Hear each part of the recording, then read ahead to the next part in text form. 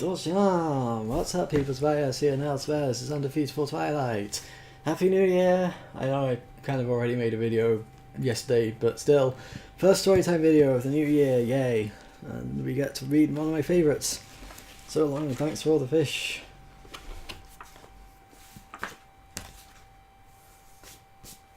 Chapter 3. The next two lorries were not driven by rain gods, but they did exactly the same thing. The figure trudged, or rather sloshed, onwards till the hill resumed and the treacherous sheet of water was left behind. After a while the rain began to ease and the moon put in a brief appearance from behind the clouds.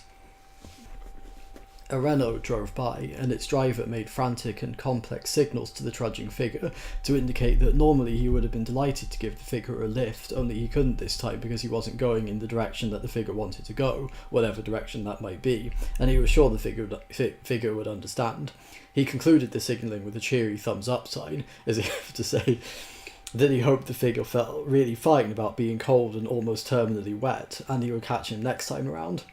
The figure trudged on. A Fiat passed and did exactly the same as the Renault.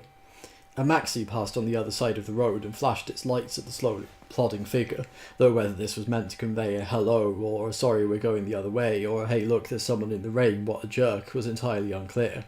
A green strip across the top of the windscreen indicated that whatever the message was, it came from Steve and Carola.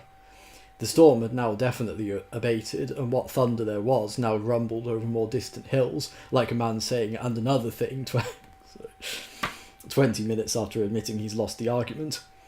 The air was clearer now, the night cold. Sound travelled rather well. The lost figure, shivering desperately, presently reached a junction where a side road turned off to the left. Opposite the turning stood a signpost which the figure suddenly hurried to and studied with feverish curiosity, only twisting away from it as another car passed suddenly. And another. The first whisked by with complete disregard, the second flashed meaninglessly. A Ford Cortina passed and put on its brakes. Lurching with surprise, the figure bundled his bag to his chest and hurried forward towards the car, but at the last moment the Cortina spun its wheels in the wet and careered off up the road rather amusingly. The figure slowed to a stop and stood there, lost and dejected. As it chanced, the following day the driver of the Cortina went into hospital to have his appendix out. Only due to a rather amusing mix-up the surgeon removed his leg in error, and before the appendectomy could be rescheduled the appendicitis complicated into an entertainingly serious case of peritonitis, and justice in its way was served. The figure trudged on. A Saab drew to a halt beside him. Its window wound down and a friendly voice said, "Have you come far?" The figure turned towards it. He stopped and grasped the handle of the door.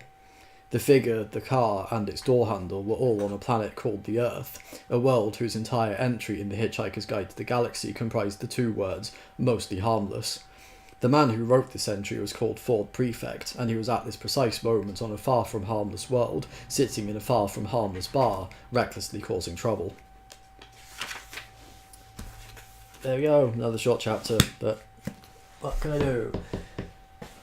So thank you for watching. Remember to like, comment, share and subscribe, and if you are subscribed be sure to ding that notification bell so you know when I make a new video, because I can make it whenever I feel like it.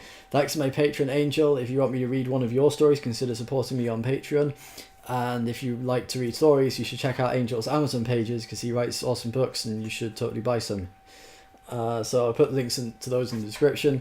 So thank you again. Remember to spread PMA. Let's make this a good year. And I'll see you next time. Take care of yourselves and each other. Love and peace.